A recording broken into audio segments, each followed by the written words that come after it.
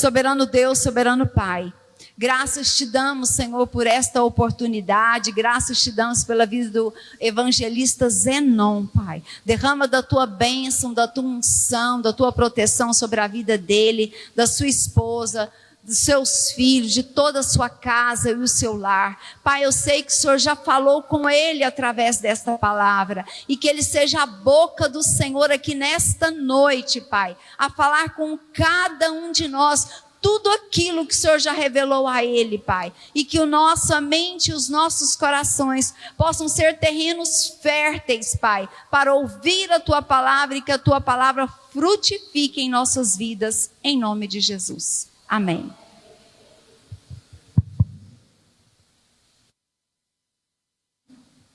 Amém. Eu cumprimento a igreja na paz do Senhor.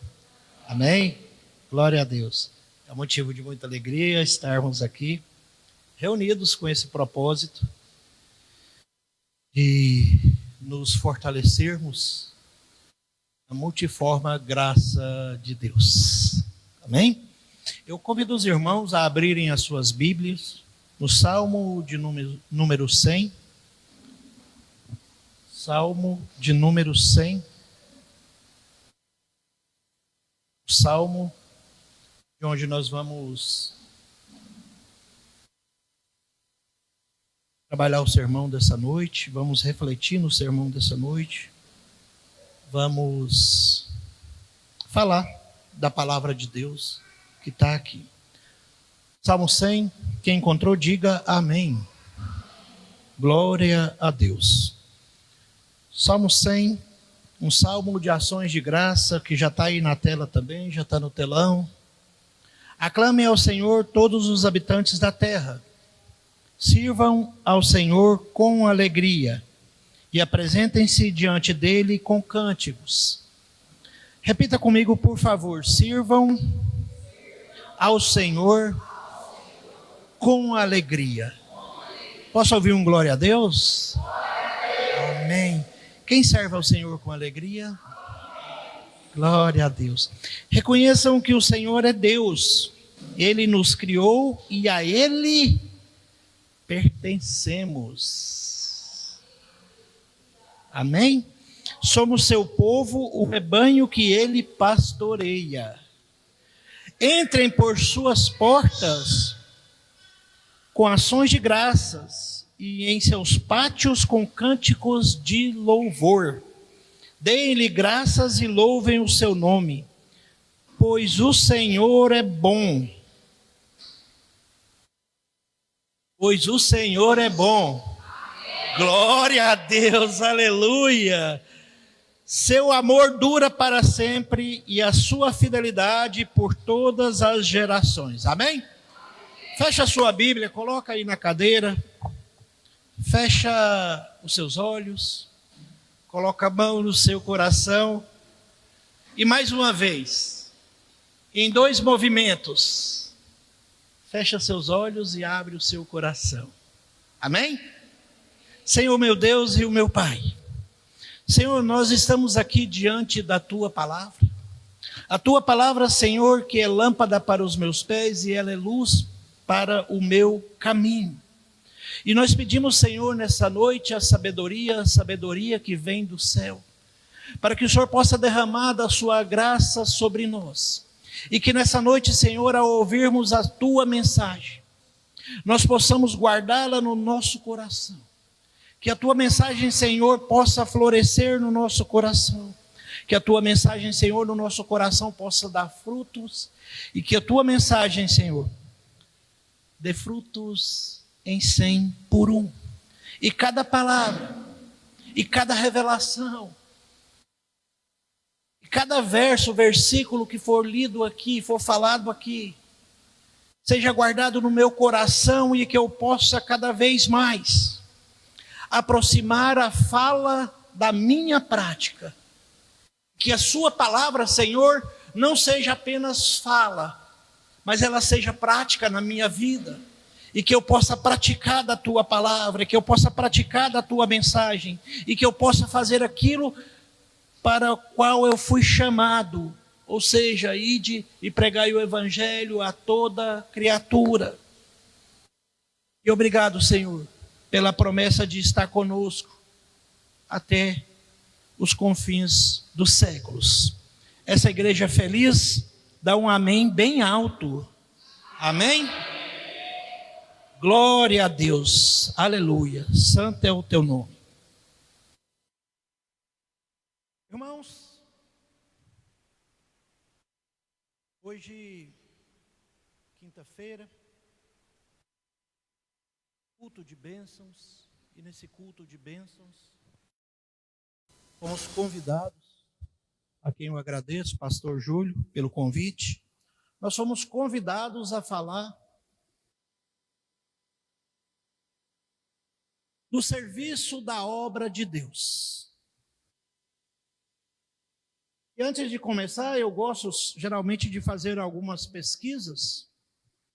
E eu quero pesquisar aqui nessa igreja, para quem eu estou olhando nesse momento. Quem aqui é levita? Quem é levita? Pouco ainda. Acredito eu que, para ser verdadeiro, eu deveria chegar aqui em 100% de participação. Porque todos vocês que estão me ouvindo são levitas e foram chamados para um propósito. Amém?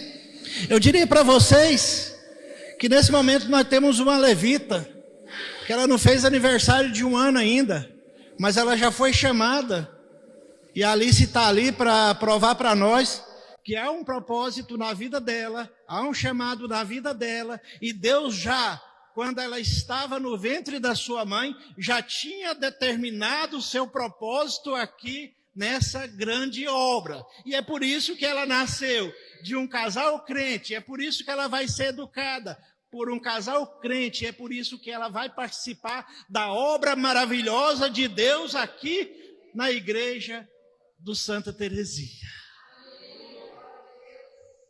Então, irmãos, todos nós somos levitas de Deus, porque o levita é aquele que presta um serviço a Deus. Aliás, o levita não só presta um serviço a Deus, ele foi chamado para tal. O levita foi chamado para prestar um serviço para Deus. O povo de Deus está na escravidão, lá no deserto, lá no Egito. Faraó está ali. Eles estão sob o comando do faraó. Cada dia mais as coisas apertando. Até que em um certo ponto Deus levanta um levita ou 2 levitas, Moisés e Arão. Vão até lá e digam para o faraó que esse povo é meu. Digam para o faraó que esse povo é um povo que me pertence. Fala para o faraó deixar esse povo sair para o deserto para me servir. Algumas traduções, Deus está pedindo esse povo para ir para o deserto, para sair do Egito, para adorar a Deus. E provavelmente, eu estava olhando a Bíblia do Marcelo Antônio, quando você lê o Salmo 100, a palavra servir, que muitas traduções trazem aqui no Salmo 100, no primeiro verso do Salmo 100, algumas traduções está dizendo adorar. E aí eu já queria aqui começar falando, pastor Júlio, de uma certeza que nós temos através da Bíblia. A palavra servir, a palavra adorar e a palavra trabalhar, elas partem de uma mesma raiz na sua etimologia, na sua origem. Então aquele que serve é aquele que trabalha, e aquele que serve e aquele que trabalha, ele adora a Deus. Resumindo para vocês, meu irmão, aquele que quer adorar a Deus em primeira instância, adore a Deus com o seu trabalho. E se você perguntasse a um judeu daquela época, que trabalho era esse, ele iria te dizer que é o trabalho que você desenvolve, é o trabalho que você faz, tanto no mundo quanto no templo de Deus. Então não havia diferença entre adorar, servir e trabalhar. É a mesma palavra que contempla essas 3 etapas da sua vida. É por isso que Deus diz: deixai que o meu povo vá para o deserto para me servir. Em algumas traduções, deixai que o povo vá para o deserto para me adorar. E aí eu queria dizer para você que Deus não te chamou para vir até aqui e ficar só sentado, não. Em cada um que está aqui hoje, cada um que está aqui me ouvindo hoje, tem sim um propósito na sua vida. E esse propósito é servir, é adorar a esse Deus maravilhoso. A esse Deus que dispensa para nós a sua graça multiforme, a sua graça maravilhosa. E eu ouvia os testemunhos. Irmã Aparecida leu para nós parte do Salmo 92, que fala que o justo é como uma palmeira. A palmeira que é plantada ali no monte, ali próximo do templo, irmã Aparecida. Existe uma singularidade dessa palmeira. Ela é plantada, mas ela demora a crescer para cima. Ela demora a crescer para cima porque primeiro ela cria raízes. Existe um ditado que quem planta uma tamareira não colhe tâmaras, porque ela demora a dar frutos. Mas quando dá frutos também, ela dá frutos de forma magnífica. Não há uma idade, irmã Aparecida, para servir. Eu diria que agora, nesse momento, com o testemunho, com a oração, com a sua participação, nesse momento, a gente está colhendo frutos da graça maravilhosa de Deus sobre a sua vida. E quando eu falo em servir, eu vou para o Evangelho e Cristo está dizendo: ora, mas o Filho de Deus, ele veio não para ser servido, o Filho de Deus, ele veio para servir. O Filho de Deus veio para servir. Irmã Juliana, nas suas pisaduras, nas suas feridas, ele te curou. O serviço que Deus presta ao homem é morrer pelo homem, para que o homem nele seja salvo. Que nas feridas dele, que na pisadura dele seja curado. Curado fisicamente, curado emocionalmente, mas acima de tudo, a proposta da cura completa de Deus nas nossas vidas requer que sejamos curados espiritualmente, e é por isso que em Cristo nós somos salvos.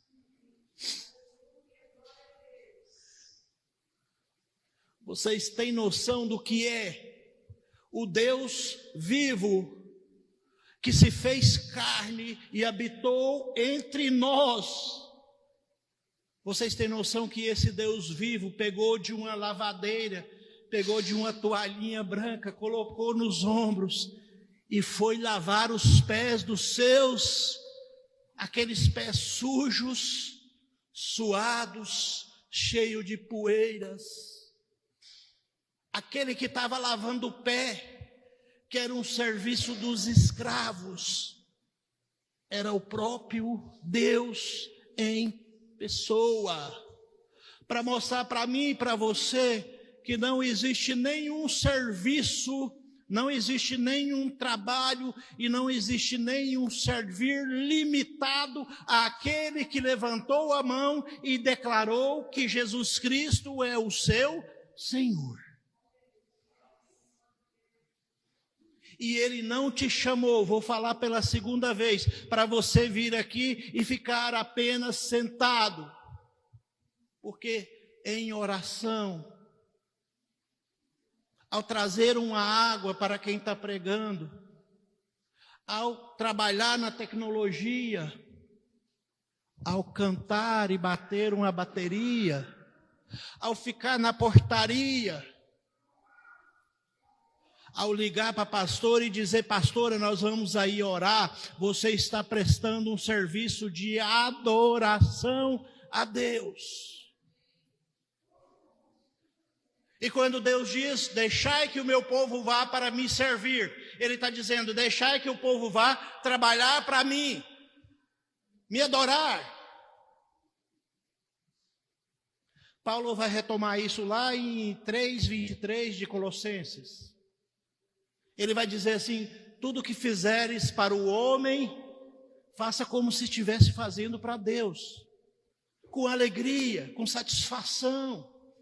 Então, se você está trabalhando, irmã Lara, numa empresa, Deus que chamou você para trabalhar lá, e lá é uma forma de você, pelo seu trabalho, adorar a Deus. Mas vamos nos limitar a falar do trabalho aqui. E aí hoje foi feito um convite, aliás, a palavra usada no grupo foi convocação, e acredito eu que muitos diáconos da Igreja de Deus do Santa Teresia ouviram a convocação do pastor e estão aqui. Levanta a mão os diáconos. Glória a Deus. Para a honra e glória de Deus, vocês foram chamados agora para uma responsabilidade ainda maior. Porque os diáconos aqui agora têm uma função, a função de servir, mas essa função ela está institucionalizada pela Igreja de Deus. Então o diácono hoje, que foi chamado, que aceitou o convite e que foi ungido aqui na frente, a diaconisa que foi ungida, não há serviço que você não possa fazer dentro dessa igreja. E eu lembro vocês que para afirmar isso, eu olho para Cristo lavando os pés suados e empoeirados dos seus apóstolos, que era um serviço de escravo. E eu olho para Paulo dizendo: eu sou Paulo, escravo de Jesus, servo de Deus. E quando você usa a palavra servo, você está dizendo que você está aqui porque você foi liberto do mundo, mas hoje você serve a um Deus de milagres. O homem pecou. O homem pecou e fora destituído da glória de Deus. Aliás, não só destituído da glória de Deus, o homem ao pecar, ele é separado da presença de Deus. Mas nunca foi da vontade de Deus, irmão Lucas, se separar da presença do homem. Porque a Bíblia inteira vai falar, inclusive o plano maior de Deus é reconciliação. E é por isso que você vai ler em Paulo, lá em Romanos, e Paulo vai dizer: Cristo nos reconciliou.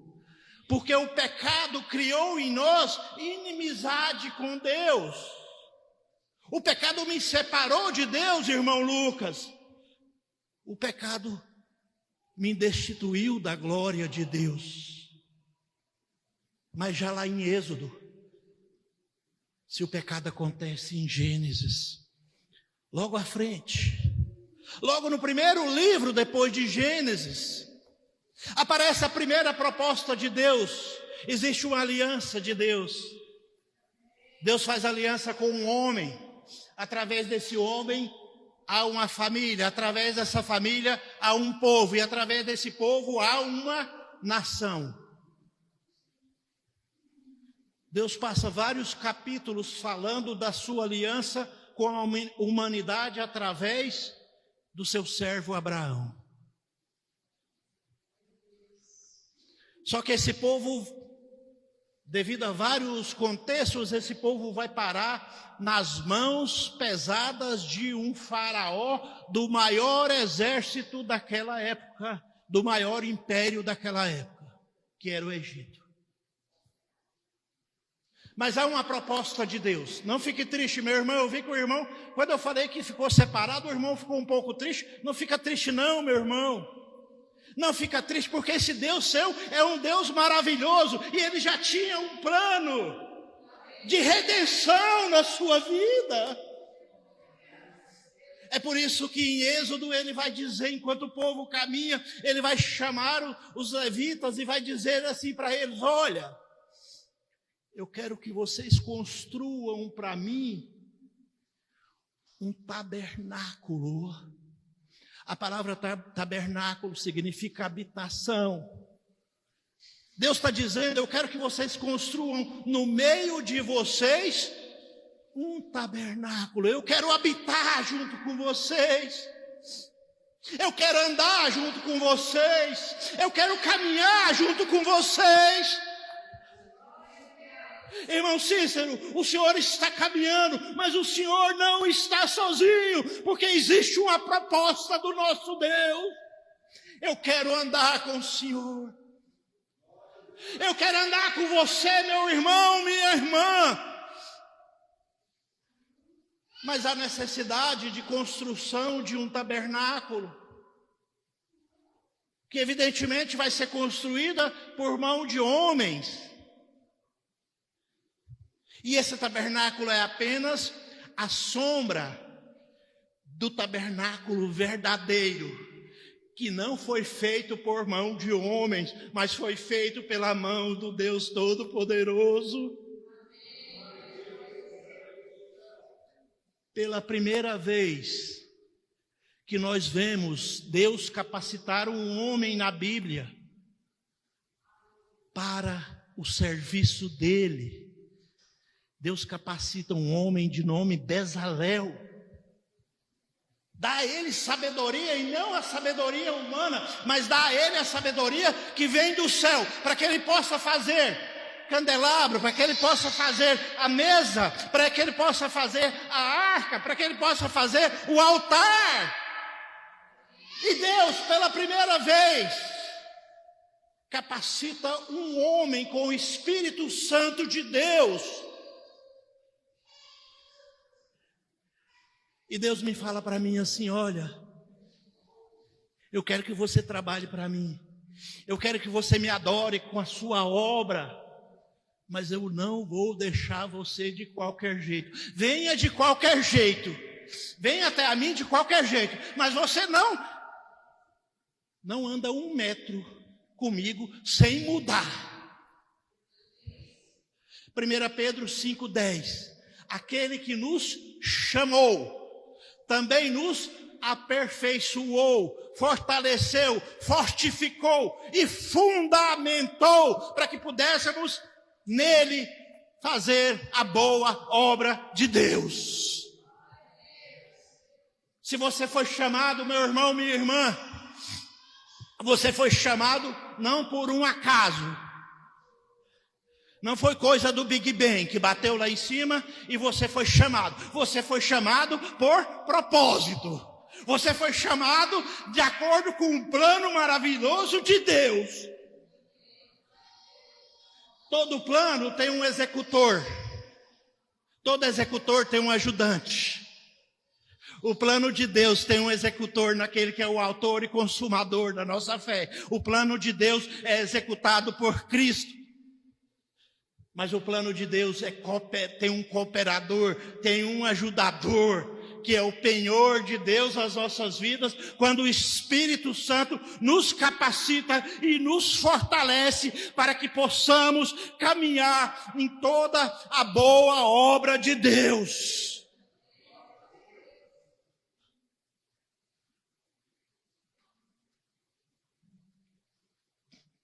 Deus chama os levitas para servir. E eu já disse, vou dizer de novo: servir e adorar é a mesma coisa.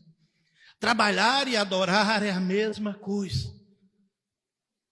Então tem levita que, quando Deus fala, está na hora de levantar acampamento, o levita coloca coisas pesadas nas costas e sai andando. Porque hoje a gente tem a ideia de que levita é só quem canta, só quem louva. Levita, na concepção original da sua palavra, é aquele que faz tudo para que a obra de Deus possa caminhar. Não tem limites para que você possa fazer ou deixar de fazer dentro da igreja. Você é um levita que foi chamado para entrar lá na porta da igreja, olhar para trás, olhar para frente e dizer assim: alegrei-me quando me disseram, vamos à casa do Senhor. Você foi chamado, assim como está no Salmo verso 1, para servir a Deus com alegria.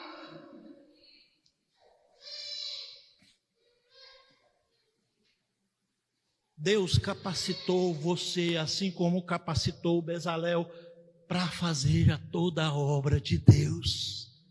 Não tinha ninguém no mundo capaz de fazer um altar, capaz de fazer os querubins, a tampa que era o propiciatório, o candelabro, a mesa dos pães, o altar de sacrifício.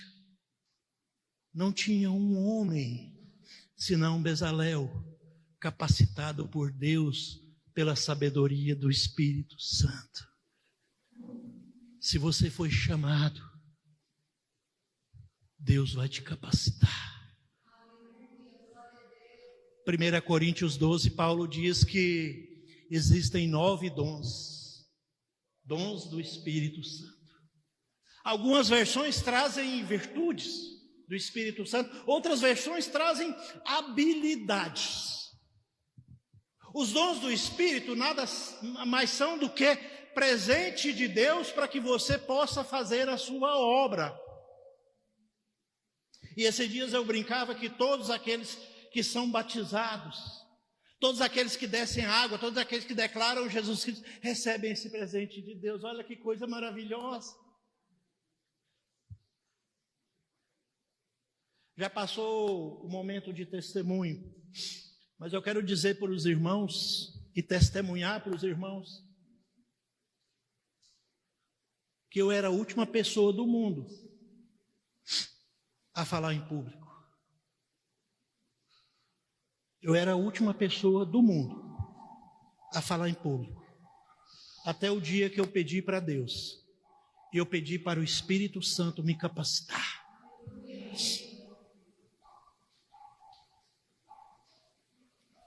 Irmãos, depois que Paulo apresenta cada um dos dons, no capítulo 12 de 1 Coríntios, ele apresenta o dom supremo. Ele não está junto com esses dons. O dom supremo de Deus é o amor. Capítulo 13. E no capítulo 14, Paulo inicia o capítulo 14 dizendo: orai insistentemente pelos dons do Espírito Santo. Foi dado testemunho aqui, irmã Juliana, de que aquilo que você pede, Deus é capaz de oferecer. Aquilo que você pede a Deus é capaz de oferecer. Ah, irmão, o que eu vou fazer na igreja? O que eu faço na igreja? Não se preocupe com isso. Essa é a menor parte. Vá até a igreja e congregue. Não faça como os tais que não estão congregando mais. Congregue na igreja. Porque com certeza, no esconderijo do Altíssimo, existe um propósito para a sua vinda aqui na igreja. Que seja trazer uma água, que seja fazer uma filmagem, que seja ser responsável pela oração, pela intercessão, pela escola bíblica, que seja para pregar. E Paulo vai dizer: quem é do ensino, que ensine. Quem é da profecia, que profetize. Cada um tem um dom, e foi pregado aqui no domingo passado, que ninguém é igual a ninguém. Nós somos parte de um quebra-cabeças, em que cada um se junta ao outro e forma o ministério maravilhoso de Deus, que foi pensado por Deus que foi imaginado por Deus e que hoje se tornou Igreja de Deus no Brasil, do bairro Santa Terezinha. E nós temos uma característica em comum: nós somos parte desse corpo, do qual Cristo é a cabeça. Nós não pensamos por nós mesmos, nós apenas agimos porque nós estamos ligados a essa cabeça que é Cristo Jesus. E se Deus te chamou, Ele vai te capacitar, Ele vai te fundamentar para aquilo que Ele te chamou. Existe um momento, irmãos, terminando já o Pentateuco, e não se preocupe, irmãos, eu não vou falar de todos os livros, por enquanto a gente está só nos 5 primeiros, né? Mas terminando o Pentateuco, já em Deuteronômio, Deus já dá a Moisés a instrução de que Moisés não entrará na terra prometida. Mas instrui também Josué a separar partes de terras. Tal parte vai ficar com Manassés, tal parte com Efraim, Zebulon fica aqui, ao norte tem Dan, Judá fica ao sul, no meio de Judá está Benjamim. E Deus reparte cada pedaço da terra prometida para todas as tribos. Mas Deus deixa a tribo de Levi de fora, meus irmãos. Aqueles homens que foram chamados durante 40 anos a servir a Deus. Aqueles homens que foram chamados para ser os sacerdotes de Deus. Aqueles homens vão entrar na terra prometida, pastor, mas não vão receber herança. Não tem terra para os levitas, meu irmão. Então, se você levantou a mão dizendo assim, eu sou levita, eu vim te dizer uma coisa, meu irmão, não tem terra para você do lado de lá do Jordão. Você não tem herança. Zebulon tem, Naftali tem, Asser tem, Judá tem,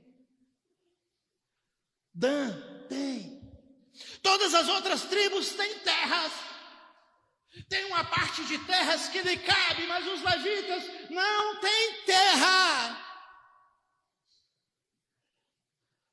Não fica triste não, meu irmão, que tem uma promessa maravilhosa. Você que está no serviço de Deus, não tem terra prometida para você do lado de lá do Jordão, do além Jordão. Não tem terra para você. A sua herança é outra. Deus diz assim: eu sou a herança dos levitas. Deus diz para eles assim: vocês não terão herança, eu sou a herança de vocês, vocês me herdarão.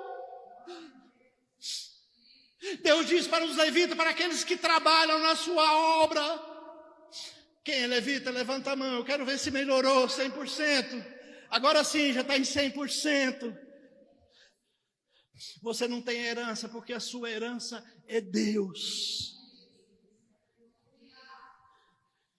E pelas mãos de um rei, pelas mãos de um homem que não era da tribo de Levi, nós temos o verso, um dos mais lindos da Bíblia. O Senhor é meu pastor, nada me faltará.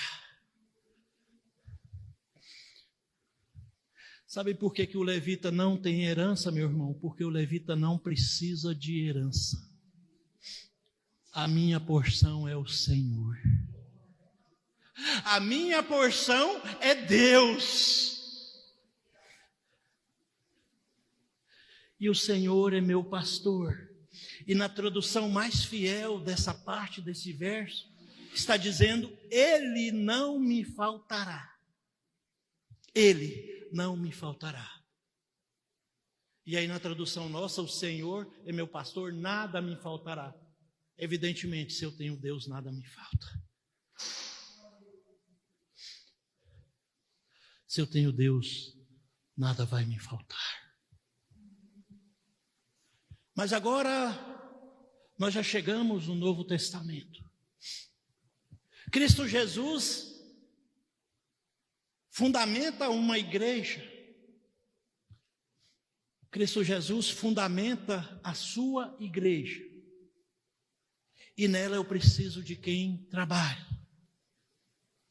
E eu preciso de homens e mulheres capacitados para a obra de Deus. E a palavra servo, que tem a mesma tradução na sua origem de diácono, ela primeiro é usada por Cristo. O Filho do Homem não veio para ser servido, mas sim para servir. E ele vai usar aqui a palavra de raiz, lá no grego dele, vai usar a palavra de raiz grega que vai dizer diácono. Cristo é o primeiro diácono. Mas Cristo cumpre o seu papel aqui, e agora nós temos a função que ele deixou para nós. Mateus 28, já no finalzinho. Ide por todo mundo, já falei hoje, pregai o evangelho a toda criatura, e eu estarei com vocês até a consumação dos séculos. Eu preciso então de uma estrutura, e dentro dessa estrutura, o diácono é o servo. Reuniram-se os 12 apóstolos, porque havia uma contenda entre os gregos, uma demanda entre os gregos daquela época, que as viúvas estavam precisando de alguém para auxiliar, que as viúvas precisavam, que os órfãos precisavam de alguém para se cuidar. Então eles reúnem e elegem 7 diáconos. Atos 6. São eleitos 7 diáconos. Dentre os quais aqui, os mais conhecidos está Estevão. Estevão que depois vai ser apedrejado lá em Atos 8. E também Filipe. Filipe que em Atos 9 vai até a faixa de Gaza. Por causa de um homem, vai levar a palavra, ele é transportado, transladado até a faixa de Gaza. Ele sai de Samaria e vai até a faixa de Gaza, pelo Espírito Santo de Deus. E ele vai lá para levar a mensagem de Deus a um homem. Ele é chamado na Bíblia como o eunuco da Etiópia. Esse homem está lendo a Bíblia e não entende o que está escrito na Bíblia. E ele fala uma das frases mais emblemáticas do sistema missionário, irmã Natália. Ele fala assim, ó: como eu vou saber se ninguém me explicou?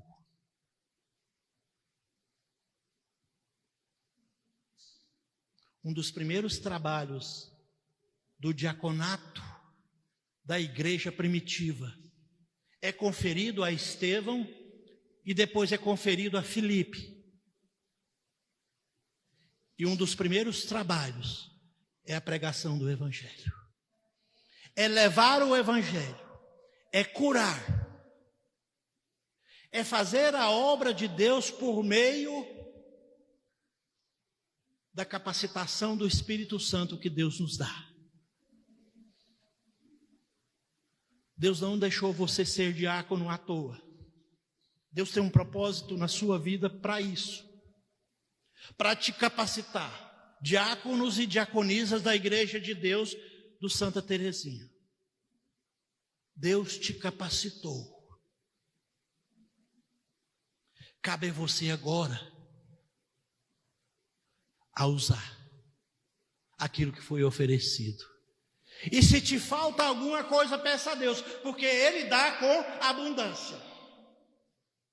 Não é isso que Tiago fala lá nos seus primeiros, lá no capítulo 5, Tiago não diz?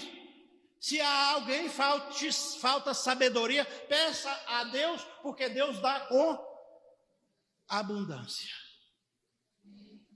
Então, se você é diácono ou diaconisa, e eu não gosto dessa separação, porque todo mundo que está aqui dentro, primeiro é levita, segundo é diácono ou diaconisa. Não tem ninguém dentro dessa igreja que não seja diácono. Porque se a palavra diácono está ligada à palavra servir, você não foi chamado para ficar na sua casa com o pé para cima no sofá, vendo televisão. Você foi chamado para servir. E se tem um lugar que você pode servir bem, é aqui na igreja. E como que você vai servir?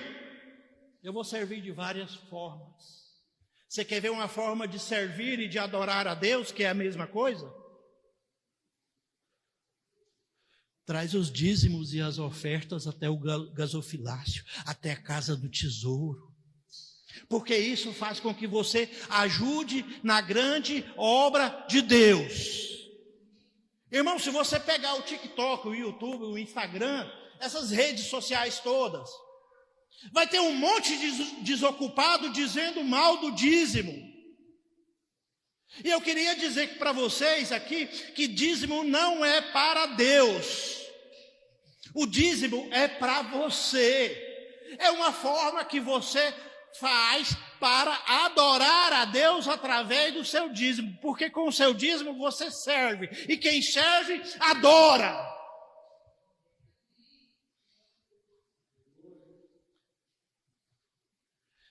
Pega para mim depois, verso 1 do Salmo 100, e lê esse verso em várias traduções. Em umas vai estar adorar, em outra vai estar servir.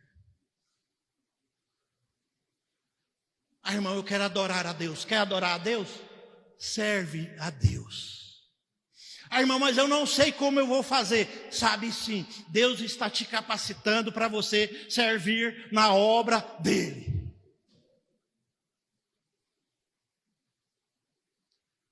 Levita, adora, louva, carrega a tenda, carrega a arca, pesado, material pesado, carrega as bacias, as pias, onde o sacerdote se purificava, se lavava. Ser levita é carregar peso, ser diácono é servir. Se você disse, eu sou diácono, então você serve. Então você serve bem. Porque quando você vai fazer para o homem, você tem que fazer bem. Agora imagina quando você está fazendo para Deus. Não queira fazer pelas metades e nem apresentar a adoração ou serviço a Deus que seja fogo estranho, não. Os filhos de Arão, Números 10, serviram fogo estranho diante do Senhor e os dois foram consumidos. Arão ficou triste, meus filhos, perdi meus filhos. Moisés falou assim, não fala nada. Porque se você falar alguma coisa, você vai estar falando contra o Deus. E a decisão foi de Deus. Então se você quer servir a Deus, serve com alegria e não sirva fogo estranho diante de Deus. Havia um casal, porque o pessoal que fala mal do dízimo, talvez não lê a Bíblia, então eu vou dizer, há um casal, Ananias e Safira, lá em Atos. E a igreja, na sua concepção, ela não dizimava mais, tá? Se alguém falar para você que a igreja primitiva dizimava, é mentira. Na igreja primitiva se vendia era tudo, não tinha dízimo não, você vendia tudo e fazia doação. Não era 10% não, meu irmão. Igreja primitiva, você vendia tudo que você tinha e apresentava diante dos apóstolos e apresentava diante de Deus. Porque a igreja primitiva tinha homens e mulheres que diziam assim, se não for por Deus, eu não quero mais nada na minha vida. Ao contrário dos levitas lá atrás, que não tiveram uma porção de terra. Aqueles ali da igreja primitiva de Atos, eles vendiam o que tinha para oferecer na presença de Deus. Eles se desfizeram de tudo que tinha, mas tem um casal, Ananias e Safira, que vende, promete no coração e promete na boca e declara com a boca que vai dar tudo diante da presença de Deus. Vai levar tudo que eles venderam até o gasofilácio, até a casa do tesouro. Acontece que eles não levam tudo e ficam com a parte para eles. E são confrontados pelo Espírito Santo por meio de Pedro. Eles são confrontados. E esse casal encontra a morte. Porque falaram que ofereceriam, fizeram uma aliança junto com Deus, mas não colocaram tudo, pegaram um pouquinho para eles. Se você for oferecer para Deus, ofereça de coração. Foi lido aqui hoje. Deus ama a quem dá com alegria.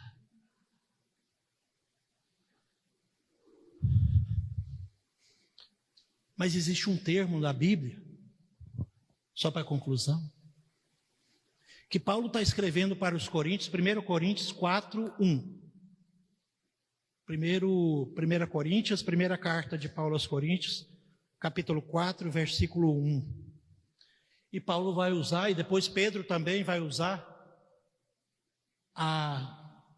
aqui usa a palavra mordomo. A palavra usada ali seria despenseiro. Tem algumas traduções que usa despenseiro. O que é a palavra despenseiro? Despenseiro é aquele que cuida da despensa. As casas grandes, os grandes poderosos, eles tinham uma casa bastante rica, ou aquela mansão bonitona, irmão Jário. E ele tinha um homem de confiança. Era o mordomo, era o despenseiro. E ele colocava esse homem de confiança com as chaves da despensa. E ele tinha a função de comprar quando precisava. Então ele tomava conta também da economia. Por isso que a palavra usada lá na sua origem é oikonomos. E depois se transformou em economia. Ele era o grande responsável pela economia daquela casa grande, daquela mansão. E o dono da casa lhe dava chaves para ele abrir. Só ele tinha as chaves. E ele era o responsável e da confiança daquele homem. Sabe o primeiro despenseiro que a gente vê na Bíblia? José. O que Faraó fez com José? Colocou ele como segundo homem, como responsável por tudo que tinha ali. Por que os irmãos de José e o pai de José, Jacó, foram lá para o Egito e procuraram José? Porque José era o dono da despensa. Quem era o dono da despensa lá? José. Quem tinha a chave de onde estava o alimento? José. A quem eles recorreram? Os irmãos de José. A José. José do Egito era o segundo homem, o homem responsável pela casa do grande senhor dele, que era o faraó na época. Mas Paulo vai usar essa palavra mordomo, ou vai usar a palavra despenseiro, para falar para nós que nós somos grandes despenseiros de Deus. Você que está aqui hoje me ouvindo, a sua função aqui não é uma função qualquer. O dono da casa... aleluia, o dono dessa casa te deu uma chave e você tem a chave da despensa. Ele te confiou. E Paulo fala disso como se fosse uma questão física do templo, da igreja, da formação, da comunidade. Mas lá na frente, na carta de Pedro vai usar o mesmo termo, despenseiro, e vai falar que nós somos despenseiros da multiforme graça de Deus. Deus é o dono de toda a graça, mas Ele te deu a chave da graça, Ele te deu a chave da despensa, onde não tem alimento físico, não tem pão feito de farinha de trigo, mas tem um alimento espiritual e emocional, e que você abre, e você é o dono, você não é o dono, mas você é aquele que controla tudo ali. Deus te deu a responsabilidade de ser o despenseiro da graça dele. Sobre casas físicas, sobre templos físicos, existe o despenseiro que pode gerir toda a economia da igreja. Bimestralmente, trimestralmente, a gente vem para cá e o pastor passa um relato junto com o irmão Renato do que nós recebemos, arrecadamos, do que nós gastamos. Ele presta conta. Só que aqui agora Deus não está falando só do despenseiro físico. Deus está falando que nós somos despenseiros espirituais da graça de Deus. Sobre você foi derramada a graça. E eu gosto muito de falar isso, eu vou repetir. Deus não pegou um conta-gotas e aplicou sobre a sua cabeça, irmão Lucas, gotinhas de graça, não. Irmã Selma, Deus pegou da graça dele e jogou, e derramou sobre nós, sobre a sua cabeça, está derramada a graça de Deus. Deus não colocou limites naquela graça que Ele te deu, para que você possa fazer a grande obra dEle.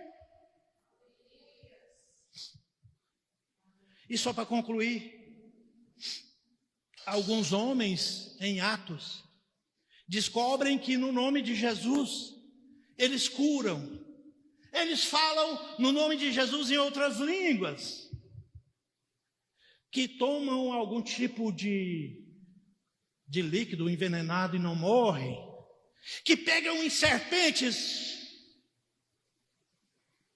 e que expulsam demônios no nome de Jesus. Mateus 28. No nome de Jesus, vocês farão isso. Falarão em outras línguas, tomarão alguma coisa envenenada e não morrerão, pegarão serpente. Vocês também colocarão a mão sobre uns e eles serão curados. Vocês também, no meu nome, no nome de Jesus Cristo, expulsarão demônios.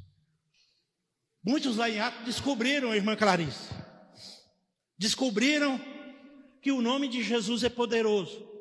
Não conheciam Paulo, não conheciam Jesus, mas sabia que no nome de Jesus eles poderiam fazer isso. E fizeram isso muitas vezes para o seu próprio prazer, ou para o seu próprio ganho, que usavam isso como uma forma de mágica, inclusive, e ganhavam sobre isso. Então lá em Atos a gente vai ver o relato de alguns homens que estão fazendo isso, e aí quando vão expulsar um demônio, o demônio fala assim: eu conheço Paulo, eu conheço Jesus, agora você que está me expulsando, eu não conheço não. E pegaram esses homens, e batia. Tudo que você tem de dom, tudo que você tem de capacitação, tudo que você tem de fortalecimento é para a grande obra de Deus. Se Deus te escolheu e trouxe até aqui, é para que você, com a capacitação dele, com o aperfeiçoamento dele, com a fundamentação dele, você possa fazer e trabalhar na grande obra de Deus. Irmão, como é que eu vou trabalhar? Irmão, como que eu vou trabalhar na grande obra de Deus? Como é que eu vou adorar esse Deus maravilhoso? Como é que eu vou servir esse Deus? Ana Luísa, joga para mim, por favor. Salmo 101.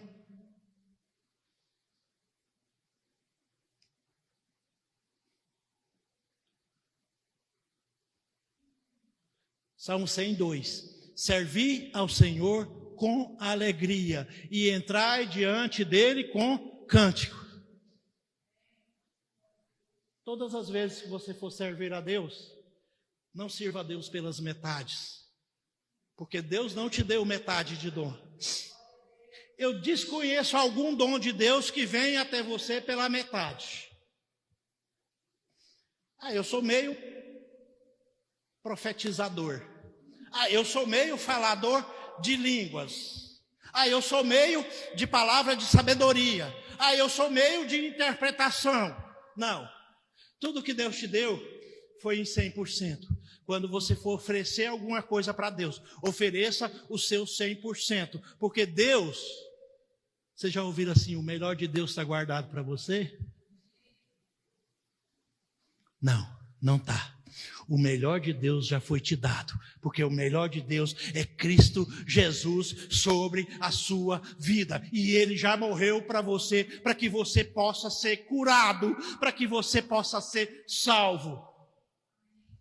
Por isso serve ao Senhor com alegria. Muito obrigado, eu agradeço a oportunidade pelo nome santo de Jesus. Palmas para Jesus.